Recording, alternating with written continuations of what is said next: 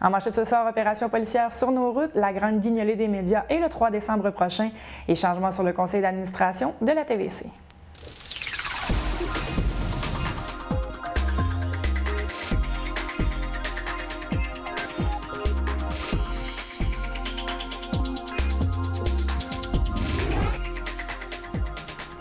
Bonsoir, mon nom est Josiane Hardy, bienvenue à cette édition d'Infomac du 26 novembre. On débute le bulletin de ce soir avec une opération policière qui aura lieu très prochainement. En effet, l'opération Vaccin, qui signifie vérification accrue de la capacité de conduite, intervention nationale, sera intensifiée jusqu'au 3 janvier. Avec les nombreuses célébrations du temps des fêtes qui arrivent à grands pas, les 3 quarts policiers, soit le service de police de la ville de Gatineau, la Sûreté du Québec et le service de police de la MRC des Collines, se sont unis afin de mettre en place cette opération, comme nous l'indique par voie téléphonique André East, relationniste pour la SPVG. En fait, Vaccin, c'est une intervention qui est nationale, donc c'est pas seulement en Outaouais, seulement au niveau de l'Outaouais, on a décidé, là, les 3 corps policiers, c'est-à-dire le service de police de la ville de Gatineau, la Sûreté publique de la MRC des Collines de l'Outaouais et la Sûreté du Québec, de s'associer, comme à chaque année, pour lancer la campagne Vaccin par un contrôle routier commun, donc avec les 3 corps de police présents sur les lieux, pour indiquer aux gens que dans la lutte contre la conduite capacité affaiblie, tant par l'alcool que par la drogue, au niveau des services de police, on travaille en équipe et on est alerte à ce genre de phénomène-là. Lors des contrôles routiers ciblés, les policiers distribueront aux conducteurs des sous-verts aux couleurs de la campagne Vaccin qu'ils pourront utiliser dans leur véhicule. Cette aide-mémoire leur rappellera qu'après une soirée festive, il vaut mieux avoir recours à un service de raccompagnement, un conducteur désigné au taxi, au transport en commun ou à l'hospitalité d'un proche. L'agente East tenait à rappeler qu'un conducteur désigné n'est pas celui qui a moins bu, mais celui qui n'a pas pris une seule goutte d'alcool. Plus le temps avance, malgré la prévention et la sensibilisation, les statistiques ne diminuent pas, comme nous l'indique toujours par voie téléphonique l'agent East. Bien, en fait, c'est un peu étrange, effectivement, parce qu'il y a un consensus social sur la dangerosité de conduire avec une capacité affaiblie, tant par l'alcool que par la drogue. Les gens s'entendent sur le fait que c'est dangereux. Par contre, nos statistiques démontrent qu'il n'y a pas vraiment de diminution. Si on parle ici sur le territoire de Gatineau, en 2013, on a fait 406 dossiers de capacité affaiblie. En 2014, 402. Et en date du mois d'octobre, à la fin du mois d'octobre, on était déjà rendu à 299 dossiers, ce qui n'est pas un énorme écart avec l'année dernière, là, en 2014, à pareille date, où on était à 325 dossiers. C'est une infraction que n'importe qui peut commettre. Et ce qu'on remarque, là, selon les données de la SAC, entre 2009 et 2013, là, 81% des gens qui ont été reconnus coupables d'une infraction de conduite liée à l'alcool au niveau des capacités affaiblies ou de la drogue, c'était leur première offense. C'était pas des récidivistes. Le 3 décembre prochain, préparez vos denrées et vos dons monétaires car vous serez sollicités à de nombreuses intersections dans le cadre de la 15e édition de la Grande Guignolée des médias. L'activité a été lancée dans le cadre d'une grande conférence de presse il y a quelques jours. Je vous rappelle que 100% des fonds amassés en Outaouais iront aux organismes de l'Outaouais. Pour les responsables des organismes communautaires qui servent le dépannage alimentaire, des activités telles que la Grande Guignolée des médias prend tout son sens avec les nombreuses coupures dans leur domaine. Pour le secteur de l'Est de la ville, les fonds amassés iront pour l'Ami de l'entraide. Vous pouvez déjà faire un don en allant au www.lagrandeguignoléedesmedias.com. Je vous invite à rester des nôtres pour l'entrevue studio plus tard dans le bulletin. Je me suis entretenue avec M. David Reny, qui est directeur général à l'Ami de l'entraide. Un nouveau comité a été annoncé par l'Union des municipalités du Québec, l'UMQ, soit le comité sur la forêt. Le maire de Tursault, M. Benoît Lauzon, compte y siéger activement, lui qui a déjà participé à une première réunion le 20 novembre dernier avec de nombreux homologues de partout au Québec qui ont des régions forestières. Dès le début du comité, un plan d'action a été adopté pour mettre en œuvre des mesures qui cibleront le développement durable de cette industrie, donc un dossier à suivre. Il y a du mouvement au sein du conseil d'administration de votre télé communautaire. M. Daniel Lafortune, qui agissait à titre de vice-président, a pris les rênes du conseil d'administration. D'autres personnes qui siégeaient sur le comité ont dû se retirer pour raisons diverses. La TVC Basse-Lièvre est maintenant à la recherche de 2 personnes désirant siéger sur le CA pour ainsi contribuer à l'avancement de la TVC, comme nous l'indique M. Lafortune. Absolument. Il y a 2 postes qui sont disponibles. Donc, on aimerait que d'autres personnes viennent s'ajouter. C'est un défi intéressant parce qu'on travaille avec les communications. et puis des gens qui sont un peu comme moi, à la retraite, et qui ont une certaine compétence, une certaine expérience au niveau des communications ou de l'administration. Ça pourrait être des gens qui gratifieraient, en fait, la télévision et évidemment la communauté de Buckingham, Masson-Angers et Lange-Cartier. En plus du conseil d'administration qui change, le poste de journaliste animatrice est maintenant ouvert pour les candidatures. En effet, si vous avez des aptitudes en communication, que vous aimez travailler avec les gens et que le travail diversifié vous intéresse, vous pouvez envoyer votre curriculum vitae à l'adresse suivante, soit administration@tvc.qc.ca. La date de clôture est le 8 décembre prochain.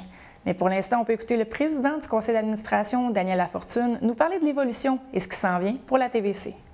Bien, il y a beaucoup de changements parce que ça fait quand même 1 an qu'on travaille sur les ressources humaines et essayer d'amener une certaine forme de collégialité entre les membres du personnel et la direction.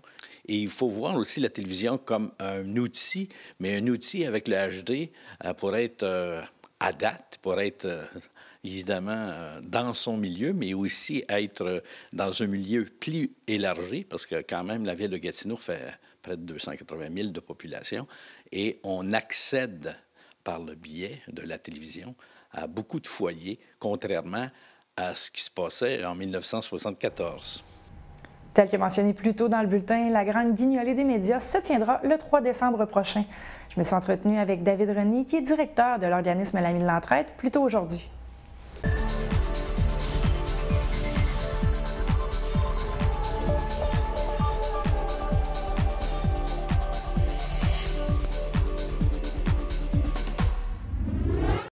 Moi, c'est David Reny, qui est directeur général de l'Ami de l'Entraide. Bonsoir.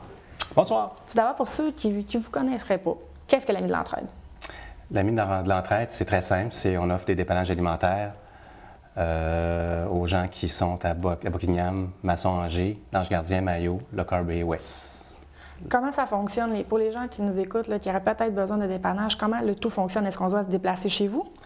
Oui, on se déplace chez nous, mais là, on travaille sur un service de livraison qui va être rentré en place, on espère, début janvier, lundi le 5 janvier. Ça, c'est pour les personnes qui n'ont pas de véhicule, mais surtout les personnes âgées qui ont mal à une hanche, qui ont des problèmes là, physiques, là, qui ne peuvent pas se déplacer en même temps, ou une famille nombreuse, donc pour les dépanner. Ça va peut-être représenter 5 à 10 de nos dépannages alimentaires. Donc, il faut appeler, on réserve et on vient prendre un dépannage. Parfait. En contrepartie, je suis tentée de vous demander, les gens qui aimeraient ça vous donner des dons, oui. Comment ça fonctionne, ça aussi? Idéalement, ils appellent chez nous. Okay. Et on est là, on est ouvert du lundi au vendredi de 8h30 à 16h. Donc, c'est très important, les dons chez nous. Les dons de la population représentent peut-être entre 5 et 10 de nos denrées chez nous. Je pense que vous avez quand même beaucoup de partenaires à l'Ami de l'Entraide qui donnent énormément, et ça, d'année en année, là, pour que vous puissiez survivre. Les partenaires, bien évidemment, on a Moisson Outaouais, qui est un gros partenaire. On a les GA à Masson, les GA Grenon, qui est aussi important que Moisson, qui nous donne 40 de nos denrées, viande, fruits, légumes et tout le canage et tout ça. Donc, qu'un privé nous donne autant, c'est miraculeux. C'est vraiment... sans eux autres, nos dépannages diminueraient d'à peu près 40 en fait. Et la qualité de nos dépannages aussi, donc, et aussi les paroisses, les particuliers. Donc, c'est 40 Moisson, 40 GA Grenon, et les autres dépanneurs aussi qui viennent, comme Gros d'eau, population 5 à 10, et les paroisses, les levées de denrées que j'appelle en même temps. Là. Tout le monde est quand même assez impliqué. Là, il y a une étude qui est sortie disant qu'il y a eu moins de demandes pour l'aide alimentaire en 2015 qu'en 2014. La dernière fois qu'on s'était rencontrés, vous me parliez que c'était un 10 de plus chez vous, là. Oui, chez nous, c'est 10 de plus. On est peut-être plus connus chez nous. La qualité de notre dépannage, c'est reconnu. Ils savent qu'on a des viandes. Donc, une famille qui arrive chez nous avec 2 adultes, 2 enfants, ils ont 3 produits de viande. Ils ont des œufs, du lait, un gros sac de fruits et légumes, un gros sac comme ça. Et puis, les denrées habituelles, du riz, des céréales et des canages. Donc, c'est... Victime de votre succès, là? Victime ça de va bon bien, panier. ça va bien. Oui, les gens, on a beaucoup de bénévolat chez nous en même temps. On a beaucoup de gens qui donnent. Donc, le travail de l'ancienne directrice, Lucie, et de Guy Perrard a été bien quand même. Donc, juste en termes de levée de denrées pour le mois de fin novembre en ce moment, à chaque semaine, on reçoit peut-être 20 paniers des paroisses, entre autres en ce moment, des particuliers qui passent chez nous ça en même temps. Donc, c'est facile, ça va bien. Ça va bien chez nous. On fournit même d'autres banques alimentaires. Puis on fournit même des gens qui sont en dehors de notre secteur. Mais ça, il faut vraiment qu'ils soient dans le besoin. Donc, ça arrive. Est-ce que justement, les familles qui se déplacent chez vous, je pense qu'il y a une limite de dépannage, parce qu'il faut quand même qu'ils se prennent en main? Là. Oui, tout à fait, c'est ça. Donc, nous, quand je suis arrivé en poste il y a 6 mois, on offrait des sacs journaliers.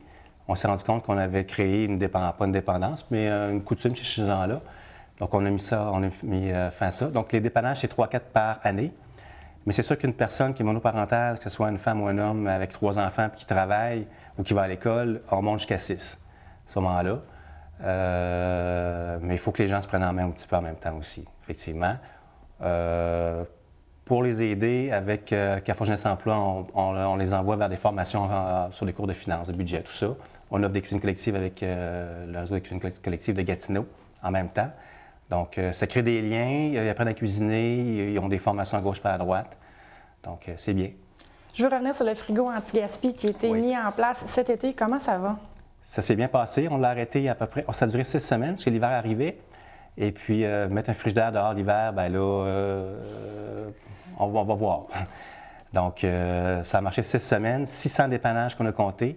Ça, c'est ceux qu'on était sur place, donc la semaine de jour. Donc, 600 personnes sont venues au frigo. On a compté qu'on a eu 200 dons. Donc, les gens venaient porter. Il y avait même des gens qui venaient porter une lasagne, supposons, ou un dessert. Donc, c'était fruits, légumes, pain, dessert qu'on prenait.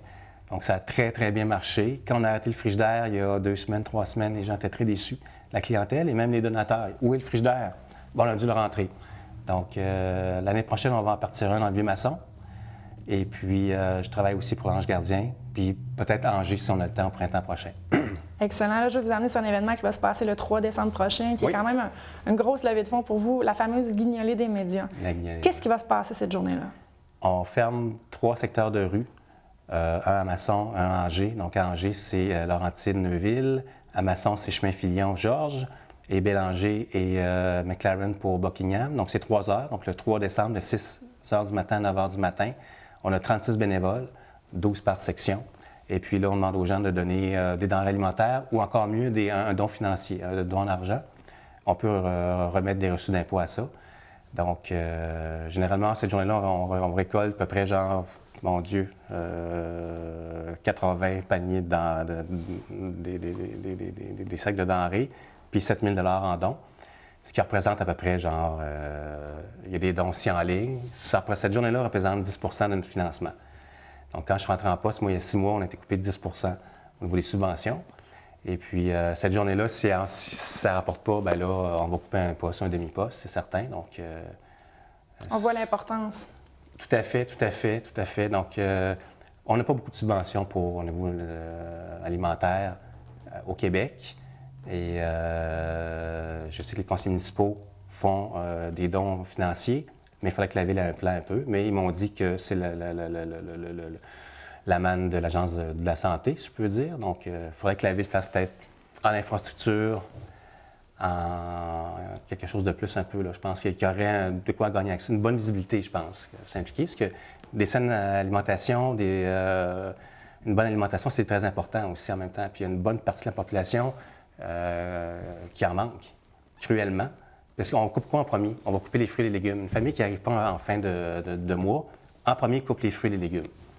Donc, c'est peut-être pas une bonne idée à ce moment-là. Le message de l'importance est passé. Merci beaucoup. Merci.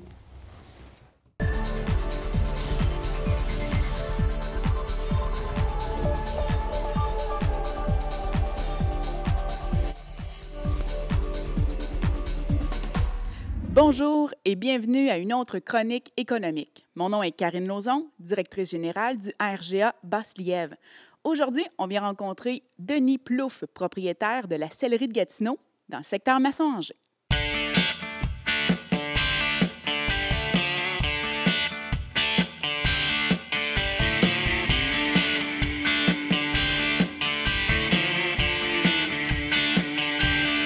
Qu'est-ce que la Sellerie de Gatineau et quels sont les produits offerts et services? En fait, la boutique la Sellerie de Gatineau est une boutique conseil dans le domaine équestre. Nous, on est entouré de vétérinaires, on est entouré de nutritionnistes, donc on va répondre vraiment aux questions des gens. On est vraiment une boutique conseil dans le domaine équestre, mais par contre, on suit la mode country aussi. D'où est venue l'idée d'ouvrir une boutique équestre et aussi dans le secteur de Masson-Angers? Ben, en fait, l'idée nous est venue, moi, depuis que je suis tout petit, qu'on est dans le domaine des chevaux. Et puis, ma fille a eu cette passion-là à l'âge de 9 ans. On a commencé à prendre, Andréane, en fait, a commencé à prendre des cours. Et puis, la passion s'est agrandie de plus en plus. Donc, on a embarqué là-dedans. Puis, on s'est aperçu qu'ici, dans la région, il fallait vraiment sortir à l'extérieur de la ville pour aller chercher des produits, pour aller chercher du linge, des chapeaux. Donc, il y avait un manque de ce côté-là. On a travaillé à peu près 2 ans avant d'ouvrir la boutique. Puis on s'est aperçu qu'ici, c'était un secteur vraiment névralgique. Si on regarde les écuries qu'il y a à l'Ange-Gardien, à Le Caber, Masson-Angers, donc c'était l'endroit idéal pour ça. Qu'est-ce qui vous rend unique et viable en tant que boutique équestre? Ben, en fait, nous, on est vraiment, on va chercher un service personnalisé. On ne veut pas juste une boutique où c'est que les gens rentrent, vont acheter n'importe quoi sans savoir qu'est-ce qu'ils achètent. On voulait vraiment être spécialisé pour avoir un service unique. Donc, c'est pour ça qu'on a été vraiment chercher des gens qui viennent fermer la boucle, si vous voulez. Il y a des gens qui rentrent, qui ont des problèmes avec des chevaux, soit avec leurs pattes. Il faut bien les conseiller. Il ne faut pas leur donner n'importe quoi. C'est pour ça qu'on s'est entouré de toutes sortes de gens. On a des vétérinaires, on a des nutritionnistes. C'est important d'aller chercher vraiment la réponse, la bonne réponse aux questions qu'on a des clients. Donc, vous avez aussi les outils pour entretenir le cheval, mais vous avez aussi la section vêtements. Quel type de marque vous tenez ici à la boutique? En fait, on a commencé avec Ariat, qui est une compagnie country. Okay? C'est vraiment la mode country. Mais là, maintenant, on a élargi nos horizons un petit peu. On est rendu avec du Stetson, on a du Roper, on a du Outback. En fait, on a ces lignes-là qui se tiennent toujours dans le domaine country, mais qui est pour monsieur, madame, tout le monde. Pas nécessairement être propriétaire de chevaux pour s'habiller ici. On a des gens, on a des danseurs, on a toutes sortes de gens qui viennent s'habiller. Ceux qui aiment la mode country ou qui ont une tendance country, ben c'est l'endroit rêvé pour ça. Et aussi, dans votre domaine, c'est certain que c'est une boutique, qu'est-ce qui a le plus évolué et qui vous a demandé une adaptation dans le domaine équestre? Oui, bonne question. C'est surtout les produits. Il y a beaucoup de produits pour les chevaux.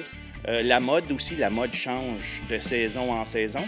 Mais les produits, je vous dirais, où les chevaux sont vraiment le centre de l'attraction, il faut vraiment être à l'affût de l'information là-dessus, de l'actualité, en fait. Parce que ça évolue beaucoup sur ce côté-là. Et puis, c'est certain que l'esthétique du cheval aussi, qu'à toutes les années, à toutes les saisons, bien, il y a d'autres choses qui sortent. Fait qu'il faut être à l'affût de ça. Et les gens peuvent vous rejoindre soit par Internet et Facebook. Pourriez-vous nous donner vos coordonnées? En fait, oui. Sur Facebook, c'est tout simplement La Sellerie. Sur notre site web, c'est lasellerie.ca. Donc, et notre numéro de téléphone dans le 819-617-3833. Et on est au 1087 chemin Montréal-Ouest, dans le secteur Masson-Angers.